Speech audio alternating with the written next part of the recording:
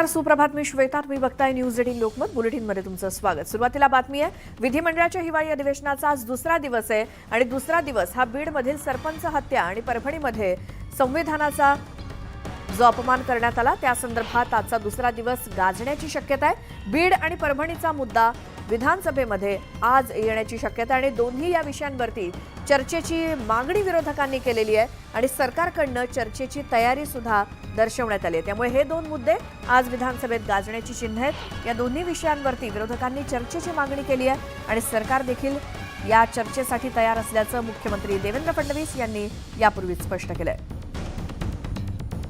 अधिक माहितीसाठी जाऊयात. आमचे प्रतिनिधी उदय तिमांडे आपल्या सोबत आहेत. उदय, अधिवेशनाचा आजचा दुसरा दिवस कोणकोणत्या मुद्द्यांनी गाजणार? श्वेता, खरं तर अधिवेशनाचा हा आजचा दुसरा दिवस आहे. नागपूरमधली थंडी जी आहे ती आता दिवसेंदिवस कडाक्याची होतं आणि त्यासोबतच आजचं नागपूरचं राजकीय वातावरण तापणार आहे. कारण परभणी आणि बीडमध्ये ज्या घटना झालेल्या आहेत त्या घटनेवरून जे आहे ते आज विधिमंडळाच्या दोन्ही सभागृहामध्ये जे आहे ते विरोधक आक्रमक होण्याची शक्यता आहे. कारण विरोधकांनी जे आहे ते विधानसभेमध्ये जे आहे ते स्थगन प्रस्ताव मांडलेला आणि या स्थगन प्रस्तावावर आज चर्चा होण्याची शक्यता आहे. काल ही चर्चा जी आहे ती नाकारली होती. त्यामुळे आज या सगळ्या गोष्टीवरून जे आहे ते चर्चा होण्याची शक्यता आणि आजचं विधानसभेचं कामकाज जे आहे ते वादळी ठरण्याची शक्यता आहे. त्याआधी जे आहे ते विरोधकांकडून विधानसभेच्या पायऱ्यांवर देखील याच मुद्द्याला घेऊन आंदोलन केलं जाऊ शकतं. काल ईव्हीएमच्या मुद्द्यावर आंदोलन झालं होतं, मात्र आज परभणी आणि बीडच्या घटनेवर घेऊन जे आहे ते विधानभवनाच्या पायऱ्यावर विरोधक आंदोलन करतील अशी शक्यता आहे. त्यामुळे आज दोन्ही सभागृहामध्ये काल राज्याचे मुख्यमंत्री देवेंद्र फडणवीस यांनी विधान परिषदेमध्ये कुठल्याही दोषीला जे आहे ते जवळ घेतलं जाणार नाही आणि कडक शिक्षा केली जाईल असं आश्वासन दिलं होतं, मात्र त्यावर विरोधकांचं समाधान झालं नव्हतं. त्यामुळे आज विधान परिषद आणि विधानसभा या दोन्ही ठिकाणी जे आहेत ते या मुद्द्याला घेऊन विरोधक जे आहेत ते आक्रमक झाल्याचं पाहायला मिळेल. सोबतच गेले 2 वर्ष विधान परिषदेच्या सभापतीची निवड जी आहे ती झालेली नव्हती. त्यामुळे त्या निवडीचा आज कार्यक्रम जाहीर होऊ शकतो. त्यामुळं जर तो कार्यक्रम जाहीर झाला तर विधान परिषदेच्या सभापती पद नेमकं महायुतीमध्ये कुठल्या पक्षाकडे जातं हे देखील पाहणं जे आहे ते महत्त्वाचं असणार आहे आजच्या या सगळ्या दिवसभराच्या कामकाजामध्ये. बरोबर आहे उदय, आणि धन्यवाद या सगळ्या माहितीसाठी. सभागृहाचं कामकाज जेव्हा सुरू होईल त्यावेळेला आपल्याला कळेलच नेमकं काय होतंय, आज कोणते मुद्दे येत आहेत चर्चेसाठी. यानंतर आणखी एक मोठी बातमी आहे. विधान परिषद सभापती निवडणूक या अधिवेशनामध्येच होणार आहे. आज विधान परिषद निवडणूक कार्यक्रम जाहीर होईल. गेल्या 2 वर्षांपासून विधान परिषद सभापतीपद रिक्त आहे. त्यामुळे विधान परिषद नेमकी कोणाच्या वाट्याला जाणार, विधान परिषद सभापती कोण बनणार हे आज स्पष्ट होईल आणि यासाठीची निवडणूक कार्यक्रम आज जाहीर होईल. अधिक माहिती घेऊयात. आमचे प्रतिनिधी तुषार उपणवर आहेत.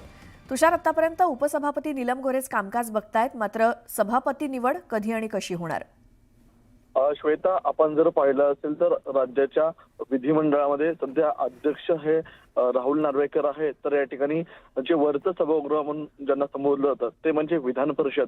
विधान परिषदेमध्ये सध्या उपसभापती म्हणून नीलम गोरे कामकाज पाहतात. मात्र रामराजे निंबाळकर निवृत्त झाल्यानंतर त्या सभागृहामध्ये गेल्या 2 वर्षांपासून एकही निवडणूक होऊ शकलेली नाहीये.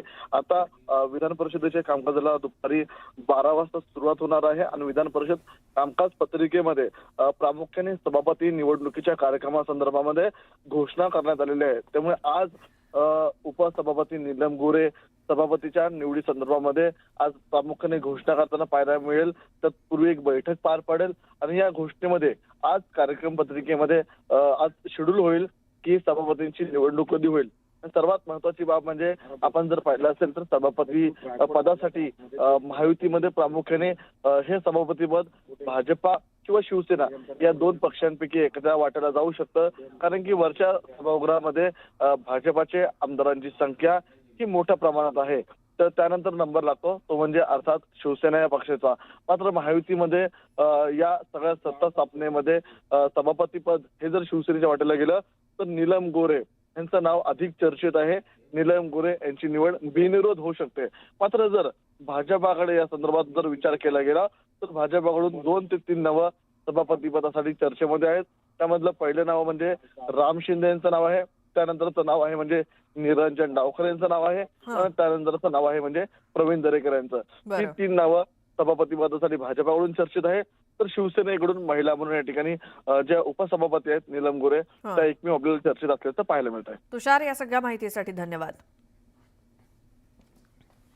आणि आता बघूयात सुपरफास्ट 100 बातम्या. नागपुरात पार पडत असलेल्या हिवाळी अधिवेशनाचा आजचा दुसरा दिवस आहे. आज अधिवेशनात बीड आणि परभणीतील मुद्द्यावरून विरोधक सरकारला घेरण्याची शक्यता आहे. नागपुरातील विधिमंडळाचं अधिवेशन सोडून भुजबळ नाशिकला गेलेत. आज कार्यकर्त्यांसोबत संवाद साधून भुजबळ निर्णय घेणार आहेत. मंत्रिमंडळात डावलल्यामुळे भुजबळ नाराज आहेत, तर दुसरीकडे समजूत काढण्यासाठी राष्ट्रवादीकडून त्यांना राज्यसभेची ऑफर देण्यात आली आहे. काँग्रेसच्या नवनियुक्त आमदारांची आज नागपुरात विशेष बैठक होणार आहे. विधानसभेतील पराभवानंतर काँग्रेस ॲक्शन मोडवर आली आहे. काँग्रेसचे प्रभारी रमेश चन्नीथला यांच्यासोबतच पटोले आमदारांशी संवाद साधून मंथन करतील. मंत्रिमंडळात स्थान न मिळाल्यामुळे शिवसेनेचे नेते तानाजी सावंत नाराज आहेत. नाराज सावंतांनी आपला फेसबुक डीपी आणि कव्हर फोटो बदललाय. शिवसेनेचं नाव आणि चिन्ह देखील हटवलंय. डीपी आणि कव्हर फोटोला फक्त बाळासाहेबांचा फोटो लावून तानाजी सावंतांनी स्वतःचा शिवसैनिक असा उल्लेख केलाय. रायगड जिल्ह्यात पुन्हा एकदा पालकमंत्रीपदावरून रस्सीखेच सुरू झाली आहे. शिवसेना कार्यकर्त्यांनी भरत गोगावलेंना रायगडचे पालकमंत्री करा अशी मागणी करायला सुरुवात केली आहे. राष्ट्रवादी पक्ष आणि चिन्ह कुणाचं यावरती सुप्रीम कोर्टात सुनावणी होणार आहे. शरद पवार पक्षानं केलेल्या याचिकेवर कोर्टाच्या द्विसदस्यीय खंडपीठापुढे सुनावणी होईल. मनोज जरांगे पाटील पुन्हा मैदानात उतरले. दंतलवारी सराटीमध्ये बैठक घेऊन जरांगे आज सामूहिक आमरण उपोषणाच्या तारखेची घोषणा करतील.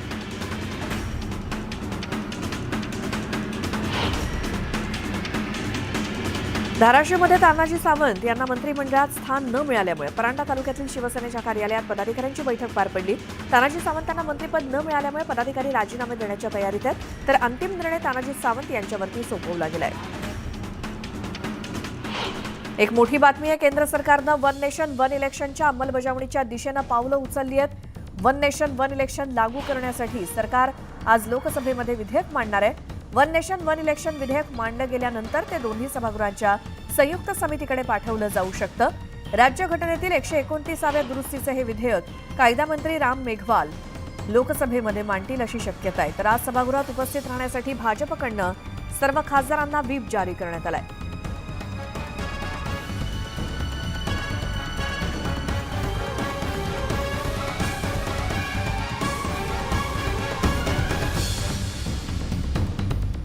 आता पुन्हा पाहूया सुपरफास्ट 100 बातम्या. परभणीच्या घटनेच्या निषेधार्थ आज विक्रोळी बंदची हाक देण्यात आली आहे. त्यामुळे कडकडीत बंद पाळण्याचं आवाहन भीमसैनिकांनी सर्व दुकानदारांना केलंय. संतोष देशमुखांच्या हत्या प्रकरणातील मारेकऱ्यांना अटक करून फाशीची शिक्षा द्यावी अशी मागणी बीडचे खासदार बजरंग सोनावणेंनी लोकसभेत केली. बजरंग सोनावणे म्हणाले की बीड जिल्ह्यात कायदा सुव्यवस्था राहिलेली नाही. सोमनाथ सूर्यवंशी मृत्यू प्रकरणी कॉम्बिंग ऑपरेशन प्रमुख अशोक घोरबाण यांना तत्काळ निलंबित करा आणि त्यांच्यावरती मनुष्यवधाचा गुन्हा दाखल करा अशी मागणी सचिन खरात यांनी केली. नगरपालिकेकडून अतिक्रमण मोहीम आणखी तीव्र करण्यात येणार आहे. पालिकेकडून अतिक्रमणधारकांना 2 दिवसांचा अल्टिमेटम देण्यात आला होता, मात्र कुणीही याकडे लक्ष न दिल्यामुळे आता पुन्हा अतिक्रमण मोहीम राबवण्यात येणार आहे. नवी मुंबईच्या दारावेतील ग्रामस्थांनी सिडको विरोधात निषेध आंदोलन केलं. अनधिकृत इमारतीच्या बांधकामाविरोधात रायगड भवनाबाहेर आंदोलन करण्यात आलं. अनधिकृत बांधकाम हटवून इथलं मैदान सुरक्षित ठेवावं अशी मागणी यावेळी करण्यात आली. तसंच योग्य निर्णय न घेतल्यास तीव्र आंदोलनाचा इशारा देण्यात आलाय. एक मोठी बातमी आहे. शिंदेगडातील आमदार प्रकाश सुर्वे हे मंत्रिपदासाठी इच्छुक होते. सुर्वे यांना मंत्रिपद मिळालेलं नाही, त्यामुळे आता सुर्वे नाराज असल्याची चर्चा आहे. प्रकाश सुर्वे हे देखील अधिवेशन अर्धवट सोडून मुंबईमध्ये परतलेले आहेत. ज्यावेळेला न्यूज 18 लोकमतला त्यांनी प्रतिक्रिया दिली. इतर काही आमदारांना मंत्रिपद देण्यासाठी आम्हाला डावललं गेलं अशी त्यांनी खंत बोलून देखील दाखवली. त्यामुळे मंत्रिपद न मिळाल्यामुळे शिंदेगडाचे आमदार प्रकाश सुर्वे हे मंत्रिपदासाठी इच्छुक होते, मात्र मंत्रिपद काही मिळालं नाही, त्यामुळे ते देखील नाराज असल्याची चर्चा आहे आणि अधिवेशन अर्धवट सोडून ते मुंबईमध्ये परतलेले आहेत. अधिक माहिती घेऊयात. आमचे प्रतिनिधी उदय जाधव आपल्या सोबत आहेत. उदय, मंत्रिपद न मिळाल्यामुळे अनेक जण नाराज आहेत, त्यापैकी एक प्रकाश सुर्वे सुद्धा.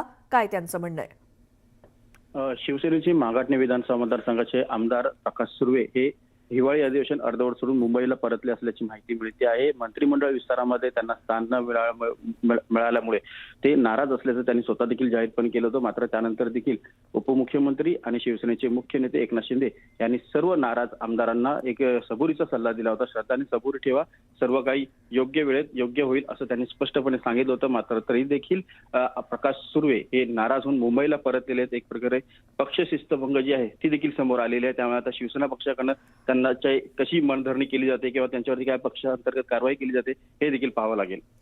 उदय, धन्यवाद या माहितीसाठी.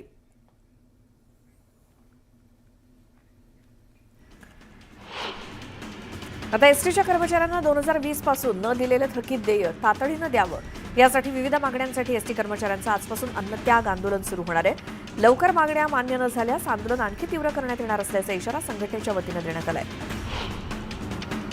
सोलापुरात अज्ञात व्यक्तीकडनं बस डेपोतील एसटी बस जाळण्यात आली आहे, तर कालपासून 3 बसेसच्या काचा देखील फोडण्यात आल्या आहेत. सोलापूर शहर आणि परिसरात पोलीस बंदोबस्त तैनात करण्यात आलाय. कुर्ला पश्चिम भागात इलेक्ट्रिक मीटर बॉक्समध्ये आग लागली होती. आगीत सुदैवानं कोणतीही जीवितहानी झालेली नाही. सोसायटीच्या प्रवेशद्वारावरती मीटर बॉक्स असल्यामुळे नागरिकांना बाहेर काढण्यात अडचण आली. निवडणुकीच्या कामासाठी प्रतिनियुक्तीवरील 1100 म्हणजे 1100 कर्मचारी अद्याप सेवेत रुजू झालेले नाहीत. हे कर्मचारी ताबडतोब रुजू न झाल्यास आता पुढच्या महिन्यातील त्यांचा पगार रोखला जाईल, असा अखेरचा इशारा महापालिका प्रशासनानं दिलाय. देशामध्ये कोळशाची आयात सुरू आहे. चालू आर्थिक वर्षाच्या पहिल्या 7 महिन्यांमध्ये 4.2% वाढून 16.24 कोटी टनांपर्यंत ही आयात पोहोचली. मागील वर्षी याच समान कालावधीमध्ये कोळशाची आयात 15.58 कोटी टन इतकी होती. देखभाल दुरुस्तीच्या कामासाठी नवी मुंबईत आज संध्याकाळी पाणी पुरवठा बंद असणार आहे. उद्या नियमित दाबानं पाणी पुरवठा होईल अशी माहिती महानगरपालिकेनं दिली आहे. शासनाच्या एमएसपी दरानं धानाची विक्री करण्यासाठी शेतकऱ्यांना नोंदणी करण्यासाठी मुदतवाढ दिली आहे. आता शेतकऱ्यांना 31 डिसेंबर 2024 पर्यंत नोंदणी करता येणार आहे. अहिल्यानगर बाजार समितीच्या नेप्ती उपबाजार समितीमध्ये कांद्याची विक्रमी आवक झाली, त्यामुळे कांद्याचे भाव गडगडले आणि कांद्याचा भाव प्रति क्विंटल 800 रुपयांनी घसरलाय. त्यामुळे शेतकऱ्यांमध्ये मोठी नाराजी दिसतेय. नाशिकमधील बाजार समित्यांमध्ये कांद्याच्या दरात मोठी घसरण झाली आहे. लासलगाव बाजार समितीत लाल कांदा म्हणजेच खरीप हंगामात निघालेला कांदा सरासरी 3000 ते 3500 रुपये क्विंटल दरानं विकला जातोय. सोमवारी कांद्याचे भाव 1200 ते 1600 रुपये किलो क्विंटलपर्यंत खाली आले. पश्चिम महाराष्ट्रामध्ये केशर आंब्याचं मोठं क्षेत्र असून आंबा उत्पादनातून शेतकऱ्यांना भरघोस उत्पादन मिळावं आणि उत्पादनात वाढ कशी करता येईल या हेतूनं केशर आंबा कार्यशाळेचं आयोजन करण्यात आलं होतं. यावेळी आंबा उत्पादक शेतकरी मोठ्या संख्येनं उपस्थित होते. भाज्यांच्या महागाईसोबतच ऑक्टोबरमध्ये चलनवाढीचा दर 42.23% आणि नोव्हेंबरमध्ये 29.33% होता, जो हिवाळी हंगामात पुरवठा वाढण्याची शक्यता असल्यामुळे कमी होण्याचा अंदाज आहे. परंतु गहू आणि खाद्यतेलाचा प्रश्न कायम असून दर वाढण्याची शक्यता आहे. सागरी किनारपट्टीवरती सोसाट्याचा वारा वाहत असल्यामुळे खोल समुद्रात मासेमारी करणं धोक्याचं झालंय. मतलई वाऱ्यांमुळे खोल समुद्रातील मासेमारी सुमारे 50% बंद आहे. वातावरणाच्या बदलामुळे पाण्याचा अंतर्गत प्रवाह बदलल्यामुळे कमी प्रमाणात मासळी मिळते, त्यामुळे मिळणारी मासळी कमी प्रतीची मिळत असल्यामुळे आर्थिक गणित सुद्धा कोलमडलंय. एक मोठी बातमी, एशियन डेव्हलपमेंट बँकेसोबत मुख्यमंत्री देवेंद्र फडणवीस यांची महत्त्वाची बैठक आहे. एशियन डेव्हलपमेंट बँकेकडून प्रकल्पांसाठी देण्यात आलेल्या निधी संदर्भात या बैठकीत चर्चा होणार आहे. त्याचसोबत आगाऊ खर्च लागत असल्यास चर्चा होईल आणि महामेट्रो आणि एशियन डेव्हलपमेंट बँकेसोबत सामंजस्य करार केला जाणार आहे. एशियन डेव्हलपमेंट बँकेकडून मेट्रोसाठी निधी उभा करण्याचा प्रयत्न आहे आणि त्याच संदर्भात मुख्यमंत्री देवेंद्र फडणवीस यांची बैठक होणार आहे. अधिक माहिती घेऊयात. आमचे प्रतिनिधी तुषार उपणवर आपल्यासोबत आहेत. तुषार, या बैठकीसंदर्भात काय माहिती? खूप महत्वपूर्ण बैठक या ठिकाणी आपल्याला होताना पाहायला मिळते.